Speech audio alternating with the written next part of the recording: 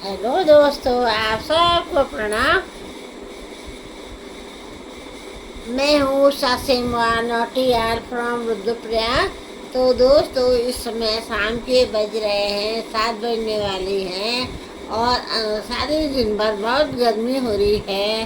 कुछ दिन से बारिश भी नहीं हुई है, तो काफ़ी गर्मी हो रही है। इस समय पहाड़ों में भी बहुत गर्मी है और एक बार झमाझम बारिश आ जाती तो अच्छा ही था। अभी हमारे यहाँ कार्तिक स्वामी मंदिर में हवन भी चल रहा है, तो हो सकता है कि हवन के बाद बारिश आ जाए। तो इसलिए बहुत आलस छाया रहेगा सारे दिन और इस समय जाके ये लग रहा जाए कहाँ। तो दोस्तों, मैं आज के ब्लॉग में एक कहानी सुना रही हूँ। कहानियाँ हमारे प्यारे बच्चों को बहुत पसंद होती हैं और बच्चे भी मेरे सब्सक्राइबर हैं या उनके माँ बाप। तो मैं कहानी सुना रही हूँ। यह एक फोक टेल है, मतलब लोक कथा है, जो कि एक के मुँह से दूसरे ने सुनी और दूसरे के मुँह से तीसरे ने सुनी। इस तरह से ये कहानी पता नहीं किस जमाने से चली आ रही है। तो इस कहानी का नाम है चल मेरी तुमड़ी बाटे बाट, मनी जान दो ते बुढ़ी बात, मनी जान दो ते बुढ़ी बात। तो दोस्तों, एक बार क्या होता है कि एक बुढ़िया अपने घर से बेटी के घर जाती है और थोड़ा रास्ता जंगल का था। बुढ़िया को डर तो लगी रही थी कि भाई कैसे जाऊं।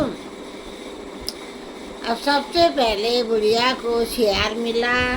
शियार ने कहा, क्या मैं तुम्हें खा जाऊं? भले ही पशु पक्षी पूछते नहीं हैं, सीधा झपटते हैं, लेकिन एक कथा है तो कथा में काल्पनिकता होती है और पशु भी बोलते हैं। तो बुढ़िया ने कहा, अरे शियार मुझे क्यों खाएगा? मैं तो हड्डी हड्डी हूँ, हड्डी से तेरा पेट भी नहीं भरने वाला। तो ऐसा कर कि मैं अभी 1 महीने के लिए बेटी के पास जाऊँगी, घी दूध खाऊंगी, मोटी बनकर आऊँगी, तब तो मुझे खाना ना तेरा पेट भी भर जाएगा। अब बुढ़िया इसी तरह से आगे गई, मुझे लकड़ बग्गा मिला, उसने ऐसे ही कहा। कुछ दूर जाके उसको शेर मिला, तो उसने ऐसा ही सबको जवाब दिया और वहाँ से वो भाग गई। जल्दी जल्दी गांव आ गया और वो अपने बेटी के घर उसने छलांग लगाई और अपनी बेटी को बताया, बेटी मैं किस तरह से इनको बुद्धू बना के यहाँ तक पहुँच गई हूँ, लेकिन बेटी मैं जाने के लिए कैसे जाऊँगी? ये उस समय की बात होगी जबकि यातायात के कोई साधन भी नहीं रहे होंगे और क्या करती बेचारे। उसकी बेटे ने कहा, माँ जब तू 1 महीने के लिए आई है तो 1 महीने तो आराम कर, मज़े से खा पी, अपनी हेल्थ बना माँ, और जब जाने का दिन होगा तब देख ही लेंगे। अब हो गया 1 महीने। जो खुशी के दिन होते हैं वो पंख लगाकर उड़ जाते हैं। अब से समय आता है बुढ़िया के घर जाने का।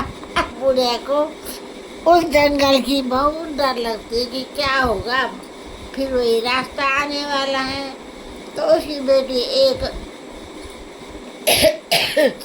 हमारे यहाँ लौकी होते हैं लंबे लंबे, तब थोड़ा उनके मोटे मोटे, उसने उसको सुखा के अंदर से बीज निकाल दिया, खोखला कर दिया और फिर ऊपर के तरफ कपड़ा भी बांध दिया और छोटे छोटे छेद कर दिए और कहा कि माँ तो इसमें बैठना, दोनों तरफ से ऐसे डंडी बाहर निकालना जिससे कि ये टुमड़ी इधर उधर न गिरती ऐसी रही। और उसने उसके अंदर अपनी माँ को बिठाया, कहा माँ जी हाथ मत निकालना, बाहर छेद थोड़ा सा है, डंडे से ऐसे ऐसे करना। अब वो गई, वो वापस जाती, फिर जंगल शुरू हो गया। उसका कलेजा बिल्कुल मुँह को आ गया था, भगवान आज तो मौत आ गई है, क्या करूँ? फिर भी उसने जो है साहस बांधा और वो चली गई आगे। सबसे पहले उसको वही बाघ मिला, शेर बाघ, हम लोग बाघ भी कहते हैं, वही मिला। तो उसने कहा, बुढ़िया ए तुमड़ी, क्या तूने कहीं बुढ़िया को देखा है? हाँ, तो बुढ़िया को उसी ने बैठी हुई देखी।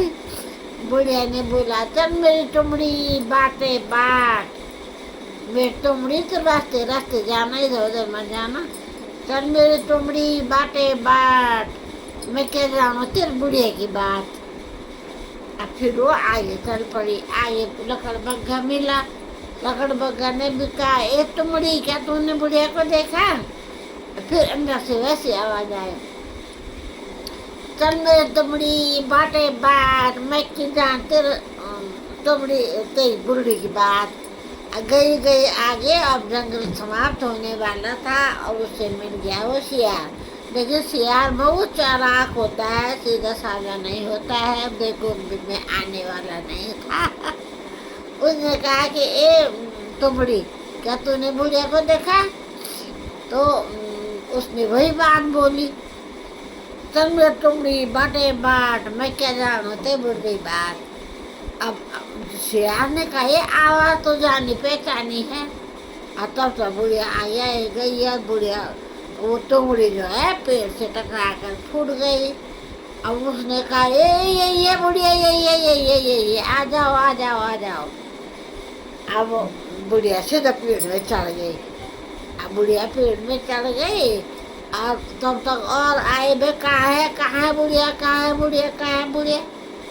उसने फटाफट पोटली खोली, पिसी हुई मिर्च थी कुटेरी में, अब उसने डाला सबके आँखों में और पैर से उतरी भागे अपने घर। तब उसका घर नजदीक था, जंगल समाप्त होने पर तुरंत उसका घर था।